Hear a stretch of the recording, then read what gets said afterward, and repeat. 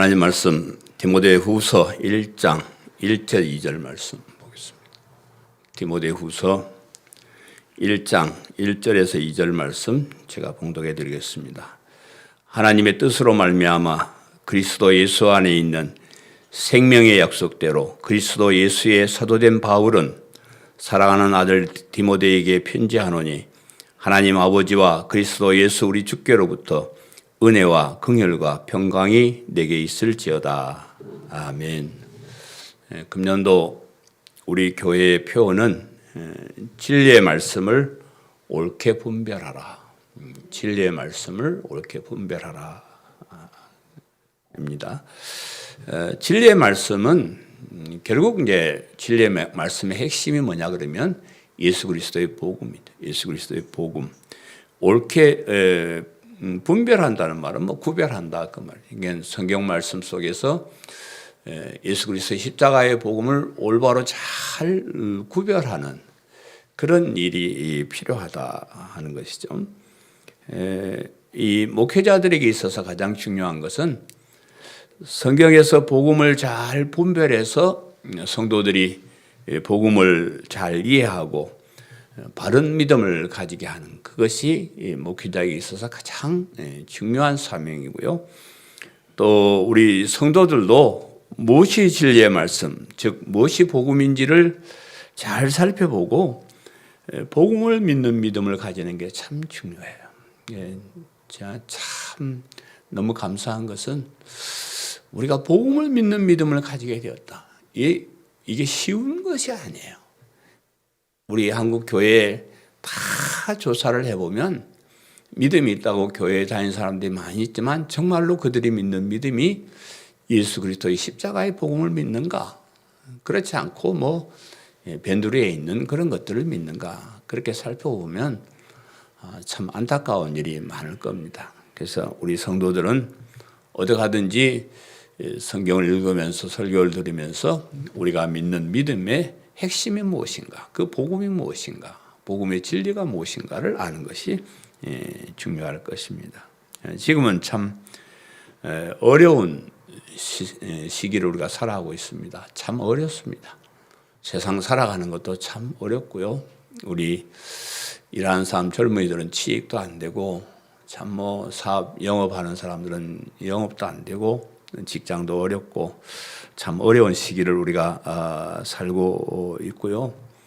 교회 와서 예배 드리는 것도 이렇게 어려울 줄 몰랐죠. 참 어렵습니다. 눈치 보이고 또 겁도 나고 교회 와서 예배 드리는 것은 참 가장 기본적인 것인데 이것마저 우리가 참 하기 어렵고 또 하나님께 찬양 드리면서 또 마스크 쓰고 하고 이런 참 힘든 시기를 우리가 살아가고 있고요. 또 밖에 나가서 신앙생활 하는 것도 참 어려워요. 옛날에는 신앙생활 하면 복도 받고 사람들의 칭찬도 받고 이랬는데 요즘은 교회가 다닌다 그러면 이상한 사람처럼 우리를 쳐다보는 그런 시대니까 신앙생활 하기도 참 어려운 시기예요. 이렇게 어려운 시기를 살면서 우리가 복음을 전하면 그 복음을 듣고 교회 오는 사람이 몇 명이나 있을까요? 이젠 새롭게 오는 사람은 없는 그런 시대라고 생각을 하고요. 오히려 교회 다니던 사람들마저도 옳다 이때다. 그리고 이제 교회를 떠나는 사람들이 많아지는 그런 시대인데 이럴 때일수록 우리가 가진 믿음이 얼마나 위대한가를 알아야 돼요. 우리가 가진 믿음이 이 가치를 잘 모르고는요. 이렇게 힘들면 교회 안 오게 돼 있습니다. 그래서 이렇게 어렵고 힘들수록 우리가 예수님을 그리스도로 믿는 이 믿음이 얼마나 위대한 것인가를 우리가 알아야 됩니다. 맨날 복음 그랬다고 하지 말고 정말로 우리가 가진 복음이 얼마나 귀한 것인가 그것을 우리가 알아야 돼요. 그렇지 않고는 그것을 제대로 알지 못하고는 이런 세상에 교회 다닐 수가 없습니다. 그래서 올해도 어려운 시기지만은 우리가 믿는 믿음, 이 복음의 진리를 정말로 올바로 분별해서 올바른 믿음을 가질 수 있는 그런 귀한 한 해가 되기를 간절히 바랍니다. 오늘 이 본문은 디모데후서를 시작하면서 인사하는 그런 부분이죠. 디모데전서를 시작하면서 하는 인사말과 디모데후서를 시작하면서 하는 인사말 거의 비슷해요. 그리고 이제 디모데전서에 있는 내용이나 디모데후서에 있는 내용이 뭐 대등소이합니다. 약간 방향만 틀리고 강조점이 다르지 전체적인 내용이 보면 거의 비슷해요. 그래서 제가 송구 영신 예배 드리면서 말씀을 드렸지만은 우리 디모데전서에 있는 그 복음의 진리를 다시 한번 복습하는, 새로운 것은 없습니다. 그것을 다시 한번 생각하고 복습하고 또 마음에 더 힘있게 다지는 그런 시기가 되시기를 바랍니다. 이 디모데전서는 바울 자신이 사도되게 한 것을 우리 구주 하나님과 우리의 소망이신 그리스도 예수의 명령을 따라, 이렇게 이제 디모데전서 얘기를 했는가 하면, 디모데후서는 하나님의 뜻으로 말미암아 그리스도 예수 안에 있는 생명의 약속대로, 그 약속대로, 약속을 따라서 그리스도 예수님의 사도가 되었다, 이렇게 이제 이야기를 합니다.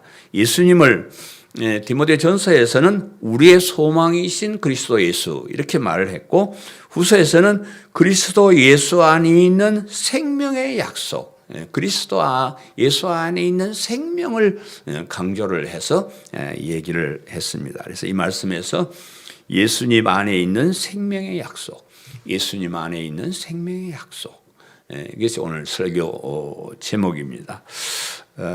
사도 바울이 예수님 안에 있는 생명의 약속대로 사도가 되었다 그러면 우리들도 마찬가지. 우리들도 예수님 안에 있는 생명의 약속을 따라서 하나님의 자녀가 되었고 하나님 나라의 일꾼이 되었습니다. 그래서 오늘도 이 말씀에서 복음의 진리를 잘 분별해 보시기를 바랍니다. 우리가 가진 믿음이 얼마나 귀하고 복된 것인가를 살펴보시고 마음에 담는 그런 시간 되시기를 바랍니다. 아멘. 그리스도 예수의 사도된 바울은 그래. 그리스도 예수의 사도된 바울은 그랬는데 본문 1절에 하나님의 뜻으로 말미암아 그리스도 예수 안에 있는 생명의 약속대로 그리스도 예수의 사도된 바울은 그랬습니다. 사도 바울은 늘 자신이 예수 그리스도의 사도가 된 것에 대해서 자부심을 가지고 있었어요. 그래서 늘 자꾸 얘기를 해요. 내가 예수 그리스도의 사도가 되었다. 그렇게 이제 얘기를 하는데, 물론 이 말 속에는 당시에 이제 바울이 예수님의 12제자가 아니었는데도 불구하고 사도라 그러니까 그 사도성에 대해서 의심하는 사람들이 많이 있었기 때문에 자기를 변호하는 그런 뜻으로 내가 예수 그리스도의 사도다, 이렇게 이제 강조를 한 것으로 이렇게 보여지는데, 그러나 그런 것보다는 실제로 자기 자신이 예수 그리스도의 사도가 되었다는 것에 대해서 굉장히 자부심을 가지고 있었습니다. 그래도 자신이 하나님의 뜻에 의해서 그리스도가 되시는 예수님의 사도가 되었다는 것이 그 무엇보다도 자랑스러웠을 것이다.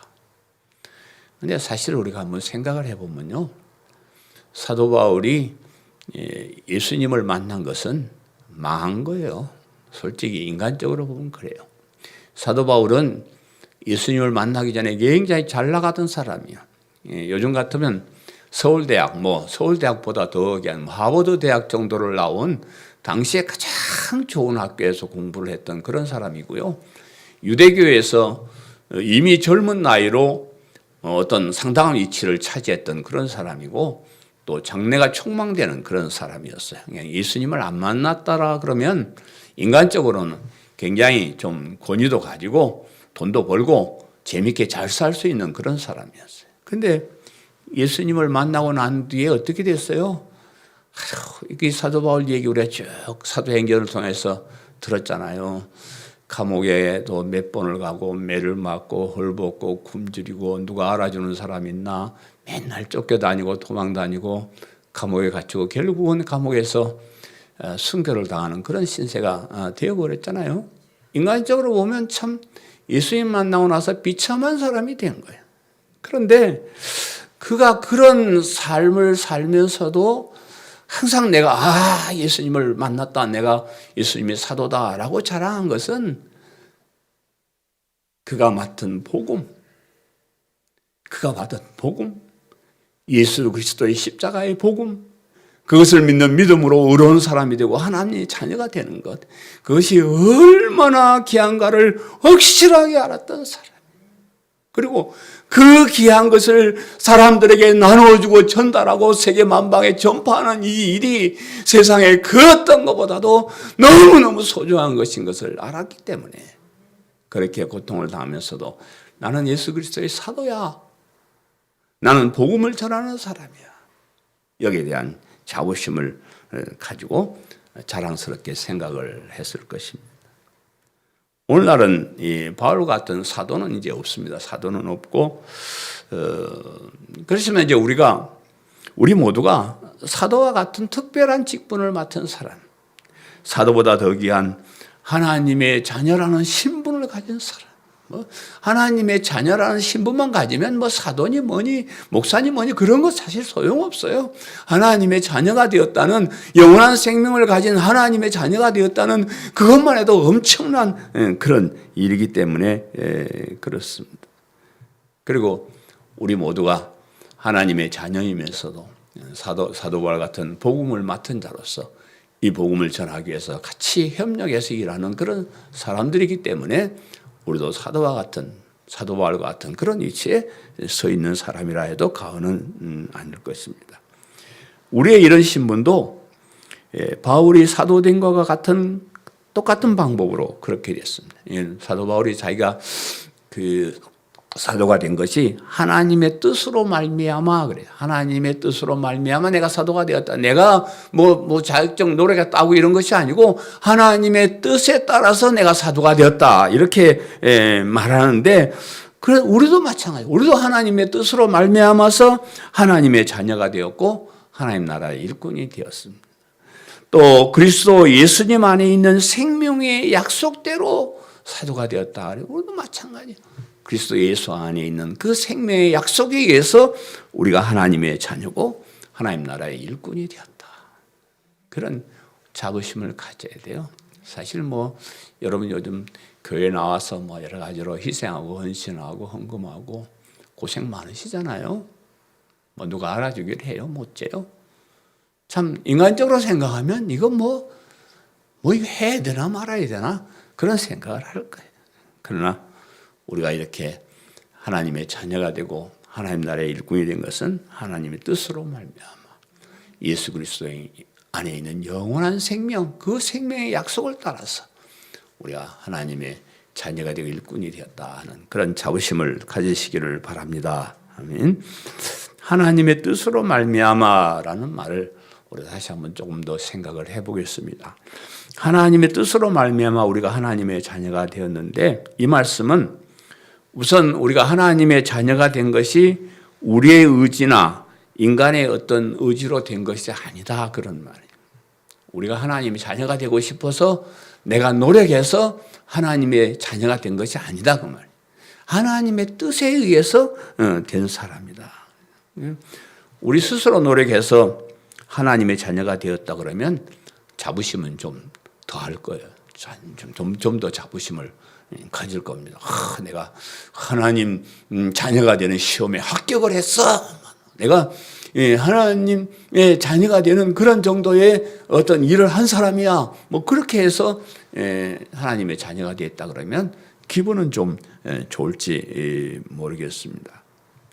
그런데 참 그런 기준이 우리가 애매하잖아요. 어느 정도 충성을 하고 어느 정도 뭘 해야 하나님의 자녀가 되는 것인지 그런 기준도 애매합니다. 그래서 또 우리가 성경을 쭉 읽어봤지만 스스로 노력해가지고 하나님의 자녀가 될 수 있는 사람은 이 세상에 한 사람도 없다 그랬어요. 한 사람도 없다 그랬습니다. 그리고 우리는 또 그렇게 하려고 그러면 늘 착한 사람이 되려고 노력을 해야 되기 때문에 힘든 삶을 살아야 돼요. 어떻게 우리가 노력해서 하나님의 자녀가 될 만한 그런 일을 성취하려고 그러면 얼마나 많은 노력을 해야 될 것 같아요. 뭐 사람을 미워할 수가 있습니까? 뭐 욕심을 낼 수가 있습니까? 항상 뭐 사랑하고 좋아하고 착해야 되고 좋은 일 해야 되고 이렇게 삶을 평생 그렇게 살아야 되는데 참 힘든 삶을 살 수밖에 없는 거예요. 그러나 하나님의 뜻으로 하나님의 능력으로 하나님의 자녀가 되었다 그러면 그거는 너무나 확실한 것이에요. 하나님께서 그렇게 해주는데 뭐 그건 누가 아니요라고 말할 수가 없어요. 우리가 우리 스스로 노력으로 자격으로 됐으면 그거는 평가하는 사람에 따라서 또 하나님이 어떻게 평가할지 모르지만 우리가 하나님의 자녀가 된 것이 하나님의 뜻으로 됐다 그러면 그냥 그거 끝난 거예요.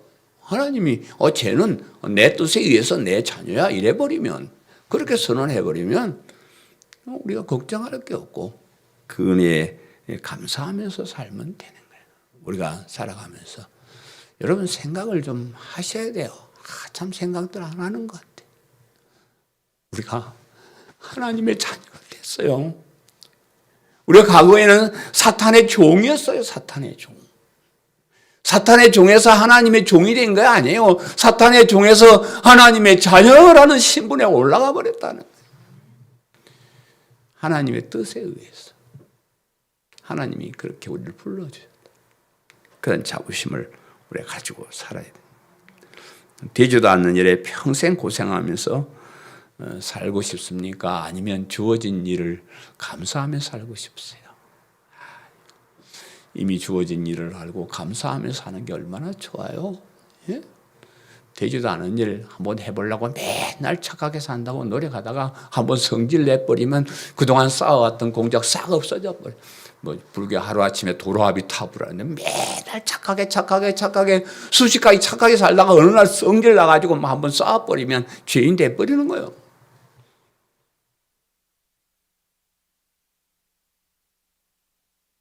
여기 하나님의 뜻은 하나님의 백성을 구원하시기 위한 하나님의 의지를 말한다.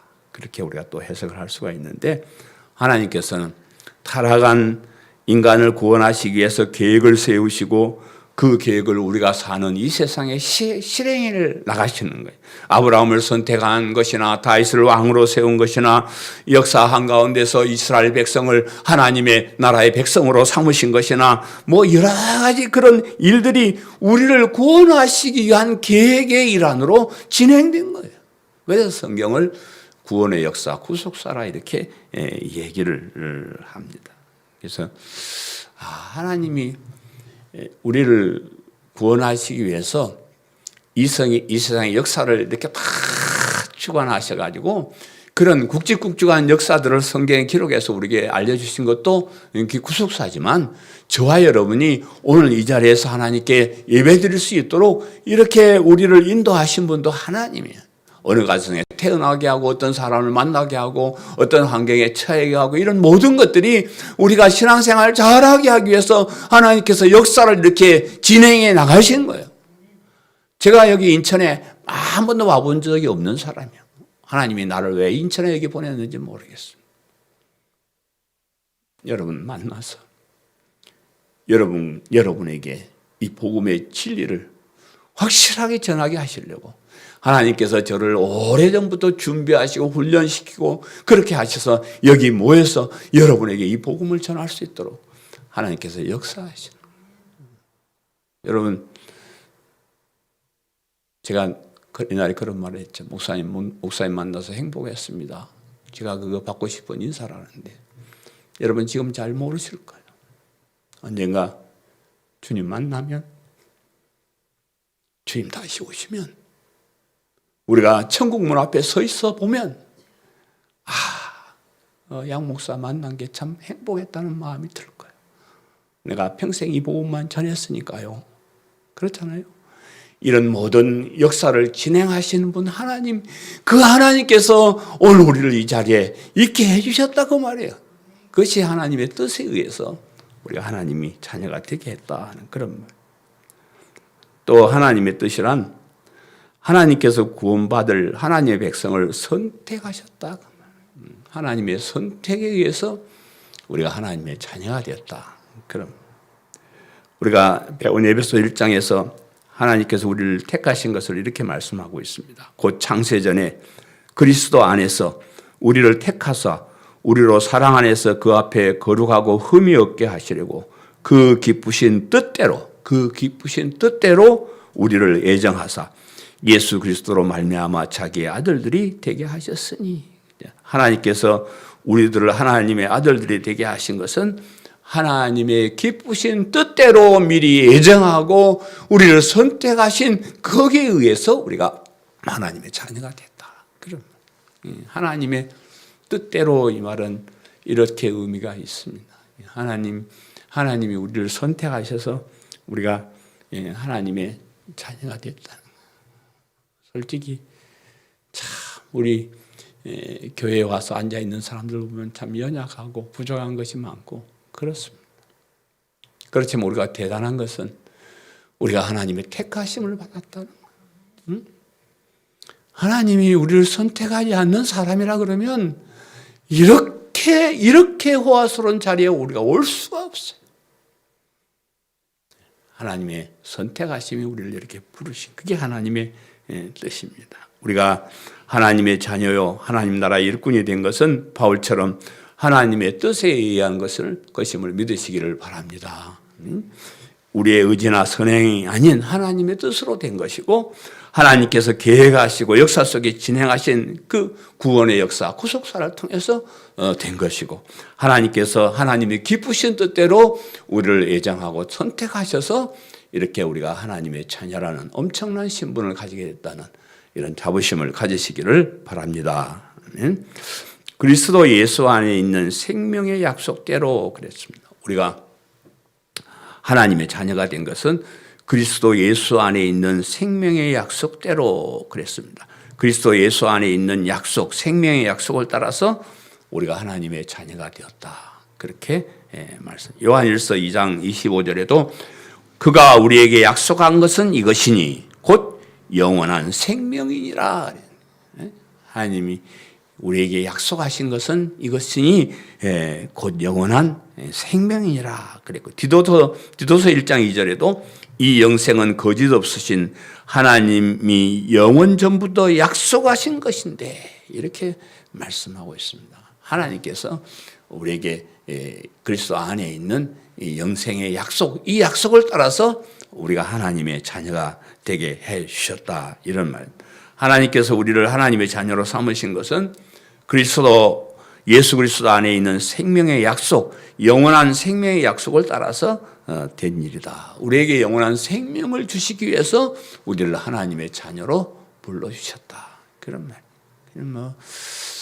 우리가 그리스도인에 대해서 교회 다녀봐도 이 땅에서 별로 잘 살아지는 것도 없고 별로 행복해진 것 같지도 않고 늘 힘들고 어렵고 이렇게 여러분 생각하기 쉬운데, 그런 것을 위해서 우리를 불러주신 것이 아니고 그리스도 예수님을 통해서, 믿음을 통해서 우리에게 주신 영원한 생명을 주시겠다는 그 약속을 따라서 우리가 하나님의 자녀가 되었다. 하나님의 자녀가 받는 가장 중요한 핵심은 영원한 생명, 영원한 천국에서 영생복락을 누리는 그 영원한 생명을 위해서 우리를 하나님의 자녀 삼아 주셨습니다. 그 영원한 생명이 우리가 믿는 예수 그리스도 안에 있습니다. 하나님께서 예수 그리스도를 보내주셔서 우리를 구원하시고 영원한 생명을 주시겠다는 그 약속 안에 영원한 생명이 있다 하는 겁니다. 그 영원한 생명을 가졌다는 자부심을 가지고 사시기를 간절히 바랍니다. 실감이 안 나죠. 실감이 안 나요. 어떤 사람은 지옥에서 영원한 고통을 받을 거고, 우리 하나님 자녀는 천국에서 영생복락을 누릴 것이다. 이것만 확신하면 아무리 힘들고 어려워도 참 열심히 기쁨으로 신앙생활 잘 할 수 있는데, 이게 맨날 듣기는 하는데 참 그게 잘 그렇게 와닿지가 않아요. 그죠? 목사님 저도 마찬가지요.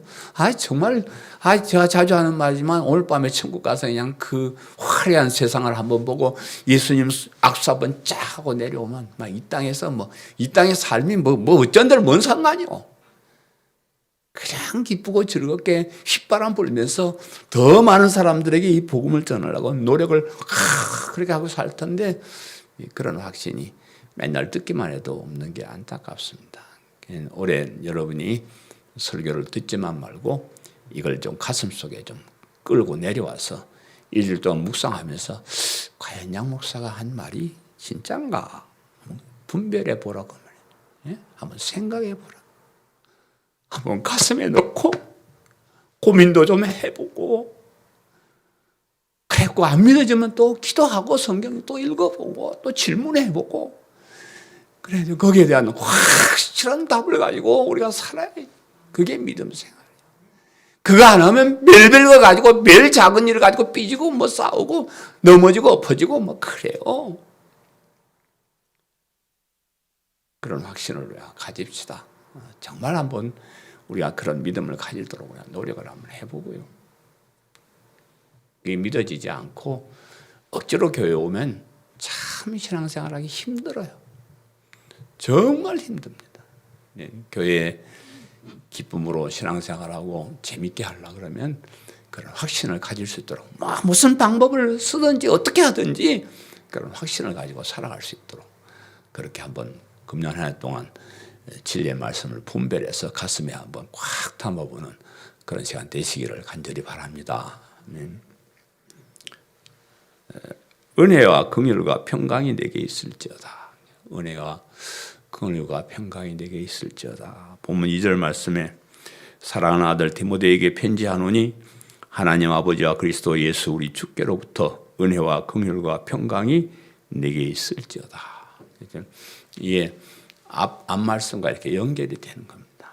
그런 하나님의 뜻으로 말미암아 그리스도 안에 있는 영원한 생명의 약속으로 말미암아 하나님의 자녀가 되었다고 믿는 사람에게는 하나님의 은혜와 긍휼과 평강이 넘치도록 그렇게 되어 있습니다.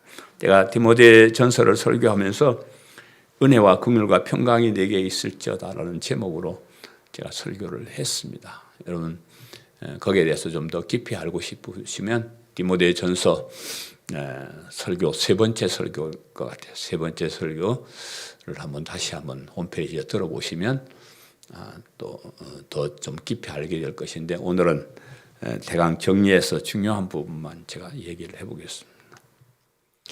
제가 금년부터는 설교를 30분만 하려고 그랬는데요. 원고를 짧게 준비했는데 제가 자꾸 설명을 하다 보니까 시간이 자꾸 늦어지고 그러네요.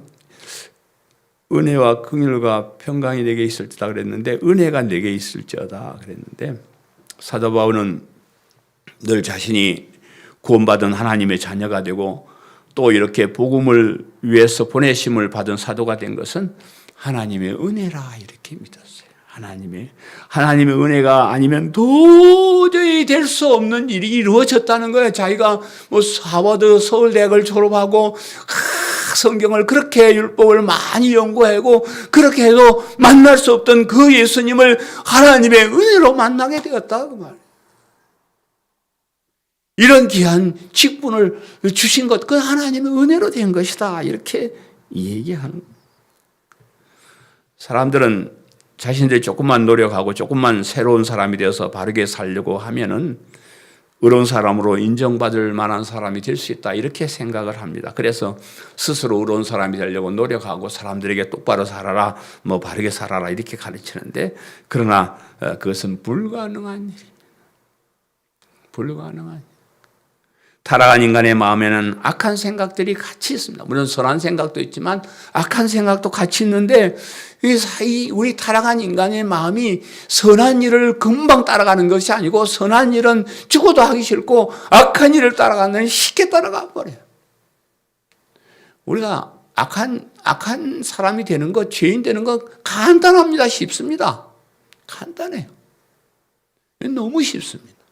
그래서 사람들은 자꾸 악한 일을 더 잘하고 그러지 선한 사람이 되지 않습니다. 스스로 의로운 사람이 된다는 것은 불가능한 그런 하나님께서 그런 우리를 타락한 습성에서 악한 죄에서 구원해 주시고 의로운 사람으로 인정해 주신다는 것은 정말로 큰 은혜입니다. 아버는 공로도 없는데 별로 한 일도 없는데 이렇게 큰 은혜로 우리가 하나님의 자녀라는 신분을 가지게 해주신 그건 엄청난 일이다. 그런 예수님을 그리스도로 믿는다는 조건이 있긴 하지만 그것조차도 우리가 믿는 게 아니에요. 우리가 믿는 거라 그러면 오늘 믿는다 그러다 내일 안 믿어지네 그러면 땡이면 끝나는 거예요. 그런데 예수님을 그리스도 믿는 것도 우리가 믿는 게 아니라 그랬어요. 하나님의 선택을 받은 사람에게 성령님께서 들어오셔가지고 성령님께서 우리 속에 강하게 역사하셔서 복음을 알게 하시고 이상하게 남들은 알지 못하는 그 복음을 알게 하시고 남들은 믿지 못하는 그 복음이 믿어지게 하시는 성령님의 역사입니다. 그래서 그것을 하나님의 은혜라 그래요. 우리 스스로 노력해가지고 될 수가 없습니다. 유명한 신학박사 성경을 몇 천독 읽은 사람도 복음을 발견하지 못하고 헛소리하는 사람 많이 있어요. 우리가 복음을 알고 믿게 된 것은 순전히 하나님의 은혜. 나 된 것은 내가 하나님의 자녀 된 것은 하나님의 은혜. 우리는 이미 은혜로 구원받은 사람은 더 받을 게 없습니다. 제가 목회하면서 제일 좀 부족한 것이 기도를 열심히 막 하는 목사님들 보면 막 금방 뭐가 이루어질도록 그냥 간절히 기도하고 있었는데 제가 그런 거 잘 못하는데 나는 이미 받을 거 다 받았다는 생각이에요. 우리가 더 뭘 구하겠어요? 예? 뭘 더 내놓으라 그러겠어요? 이렇게 엄청난 신분을 받아서 이 엄청난 특혜를 받았는데 뭐 하나님께 뭘 이거 더 내라 더 내. 난 그런 말할 내가 염치가 없습니다. 주신 것 감사. 가난하게 살려면 가난하게 살고 힘들면 힘들게 되고 그렇게 사는 거죠. 그런 것까지 뭐 다 해달라고 하는 그런 염치가 없습니다. 은혜 받은 것에 너무 감사하고 감사하며 살면 기쁨이 넘치고 행복합니다. 세상에 뭐 가지고 이것보다 더 기쁨을 찾을 수가 없습니다. 은혜 받은 것을 알고 은혜로 구원받은 것을 알고 감사하면서 기쁘게 행복하게 살라고 하시는 것이 복음의 진리 안에서 복음의 진리를 깨달으면 참된 자유를 누립니다. 우리가 뭐 종교생활이라고 뭐 얽매여서 그렇게 하는 것이 아니에요. 진리 안에서 정말로 엄청난 자유를 누리면서 행복하게 사는 거예요. 그것이 우리의 신앙생활입니다. 이미 하나님께 받은 구원의 은혜가 얼마나 귀한 것인가를 생각해 보시기를 바랍니다. 그 은혜에서 감사하면서 사시기를 바라고요. 그 은혜를 누리면서 기쁘게 사시기를 바랍니다. 긍휼이 내게 있을지어다. 요즘 사람들은 다 웬만큼 잘 살기 때문에 자신이 얼마나 비참한 사람인가를 잘 모르고 삽니다. 겉으로는 그럴듯하게 꾸미고 살기 때문에 자신 속에 있는 죄악을 모르고 삽니다. 요즘 뭐 사람들 참 옛날 사람들은 뭐 못 배우고 그래가지고 무슨 말을 해야 사람이 기분 좋을지 모르고 그래가지고 그냥 아무 말이나 툭툭 빼앗고 뱉고 그래서 막 그 나쁜 사람이 되고 그랬는데 요즘은 막 그런 교양도 배우고 사람들이 무슨 말을 하면 좋아할지 그런 것도 알고 막 그러니까 좋은 사람으로 그렇게 존경받고 살고 뭐 또 그렇게 하다 보면 자기가 좋은 사람이 된 것처럼 착각하고 그렇게 삽니다. 근데 그런 게 아니에요. 겉으로는 가난한 사람을 위해서 눈물을 넣기도 하지만 가난한 사람을 위해서 아무것도 하지 않습니다. 뭐 말로는 그냥 정당하게 바르게 막 살아야 된다고 외치지만 그 사람 뒤에 가서 살아가는 모습을 보면 참 기가 막히게 참 정말로 입에 담지 못할 그런 나쁜 짓 하면서 사는 거예요. 요즘 뭐 정치인건 종교이건 목사고 다 보세요. 아유 뭐 말이야 얼마나 번들하게 잘하고 얼마나 뭐 그렇게 해요. 그런데 그 사람 뒤에가 조사해 보면 다 썩어 문드러지고 다 자기 욕심대로 사는 거예요. 그런 세상입니다.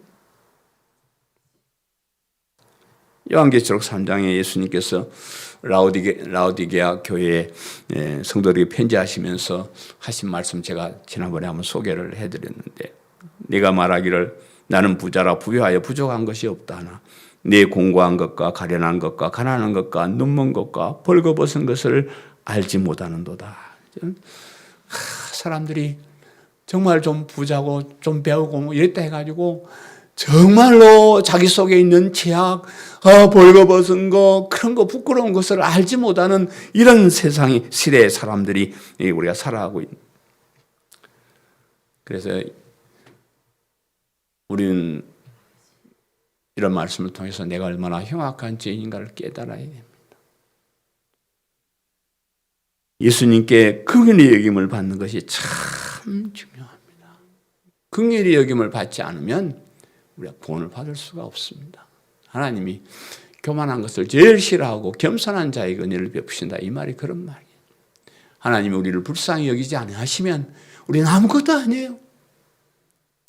하나님께서 우리를 보실 때 긍휼히 여기는 눈으로 보시지 않고 공의의 눈으로 보신다 그러면 하나님 앞에 설 사람이 한 사람도 없어요.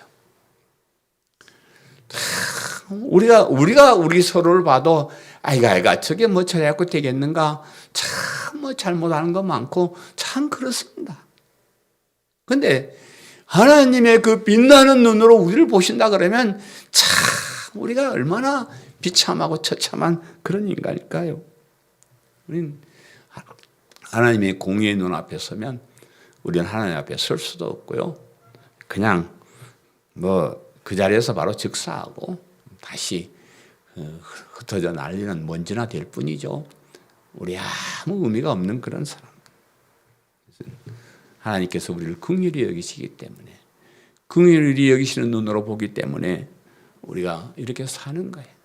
그래서 우리가 서로 살아갈 때 서로를 불쌍히 여기는 눈으로 보는 거예요. 우리 모든 인생은 다 불쌍해요. 완벽하지 못합니다. 다 잘못합니다. 우리도 예수님의 눈을 따라서 불쌍히 여기고 긍휼히 여기고 그렇게 사는 거예요. 이해되지 않는 사람도 이해를 하고 용서하고 사랑하고 그래 사는 거예요. 긍휼히 여기심을 받았으니까 우리도 긍휼히 여기는 사람이 돼야 돼요. 우리가 다른 사람을 긍휼히 여기지 아니하면 하나님이 우리를 심판하실 때 긍휼이 없는 심판을 하신다, 그런 무서운 말씀도 성경에 기록되어 있습니다.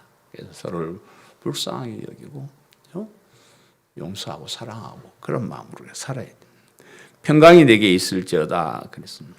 여러분들이 이렇게 하나님께 예배를 드릴 수 있는 것은 엄청난 축복입니다.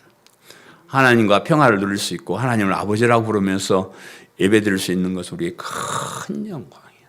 예배를 하도 많이 드리다 보니까 사람들이 예배는 의무적으로 막 이렇게 드리는 거야 뭐 이랬었지만 예배는 의무가 아니고 권리입니다. 우리 인간이 그 위대하신 하나님의 앞에 나와서 그 하나님을 만나고 그 하나님의 말씀을 듣고 그 하나님께 말씀을 드린다는 이 예배가 참 특권입니다. 그걸 몰라서 사람들이 아이고 또 예배 드려 뭐 이랬었고 하지만은, 그러나 우리가 예배 하나님과 평화를 누리면서 하나님 앞에 나와서 하나님께 예배 드릴 수 있다는 것은 엄청난 특권이요. 우리에게 주시는 영광스러운 그런. 그래서 억지로 예배 드리지 마시고요. 저는 뭐 코로나19 사태가 오기 전에도 우리 교회 예배 숫자를 많이 줄였어요. 뭐 수요 예배, 금요 예배, 구역 예배, 뭐 새벽 예배도 여러분 뭐 제가 강조 안 하고 뭐 그렇습니다. 주일날도 주일 낮 예배 그냥 확실히 드리고 뭐 되지 오후 예배 뭐 그렇게 뭐 강조하고 그러지 않았습니다. 왜냐 그러면 그렇게 자꾸 드리면 이 특권이 귀찮아져 버리면 아무 소용이 없어요. 네? 1년에 한 번을 드린다 하더라도 정말로 참 와, 이렇게 영광스러운 자리에 내가 갈 수 있다니, 이렇게 기뻐 즐거워하면서 하나님께 나와야지. 뭐 맨날 나와도 뭐 불평하고 원망하고 짜증나고 힘들고 이렇게 나오면 아무 소용이 없어. 아무 소용. 일주일에 한 번을 예배를, 제가 이제 일주일에 한 번까지 후퇴를 했는데 얼마나 더 후퇴를 할지 잘 모르겠습니다만은, 그래도 우리가 최후의 보루 일주일에 한 번 예배 드리는 것은 우리가 드려야 될 것 같고, 드릴 때 기쁨으로 감사함으로 특권으로 하나님을 만날 수 있다는 이런 자부심으로 그렇게 예배를 드리시기를 바라요. 하나님과의 평화를 누리는 죄인된 우리가 하나님과 평화를 누리면서 만날 수 있다는 너무 감격스러운 그런 일입니다. 우리 성도들 사이에서도 서로 평화를 누려야 됩니다. 우리는 주 안에서 한 형제된 사람들이고요. 우리는 영원한 천국에까지 가서 같이 우리가 얼굴을 마주보며 살 그런 사람들입니다. 그래서 우리가 하나님과의 평화를 누리고 우리 성도들과의 평화를 누리며 사는 것이 너무나 소중한 일인 것을 기억하시기를 바랍니다. 사랑하는 성도 여러분, 새해 디모데후서를 시작하면서 사도 바울의 인사를 통해서 우리가 누구인가 하는 것을 살펴보았습니다. 우리도 바울처럼 사도는 아니지만 하나님의 자녀로 하나님 나라의 일꾼으로 부르심을 받은 그런 사람들. 그것은 하나님의 뜻에 의해서, 하나님의 구속사에 의해서, 하나님의 특별하신 선택하심에 의해서 된 것인 것을 여러분 꼭 기억하시기를 바라고요. 그리스도 안에 있는 생명의 약속, 영생의 약속으로 인해서 된 것임을 잊지 마시기를 바랍니다. 그 하나님께서, 그 예수님께서 주시는 은혜와 긍휼과 평강이 금년 한 해 동안도 여러분과 여러분의 가정에 넘치시기를, 충만하시기를 축원합니다. 아멘.